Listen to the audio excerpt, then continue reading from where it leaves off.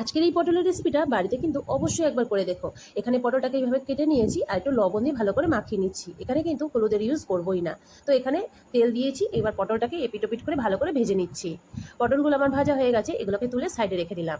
আর এখানে আমি একটা পেস্ট তৈরি করব। তো এখানে আমি ছোটো বাটির এক বাটি পোস্ত আর 5-6টার মতো কাজু বাদাম, দুটো লঙ্কা চিড়ে আর একটু দুধ দিয়ে ভালো করে এটাকে পেস্ট করে নিচ্ছি। আর এখানে কড়াইতে যে তেলটা ছিল এর মধ্যে একটু ঘি দিয়ে দিলাম আর দিয়ে দিচ্ছি লবঙ্গ, এলাচ, দারচিনি, একটা শুকনো লঙ্কা, দুটো তেজপাতা আর একটু সাদা জিরে দিয়ে পেস্টটাকে দিয়ে দিলাম।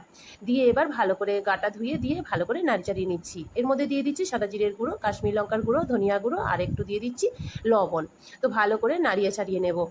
এটাকে ভালো করে কষিয়ে নিয়েছি, দেখো কি সুন্দর তেল ছেড়ে গেছে। এবার এর মধ্যে আমি ভেজে রাখা পটলগুলোকে দিয়ে দিলাম, দিয়ে এবার ভালো করে নাড়ি চাড়িয়ে নিচ্ছি।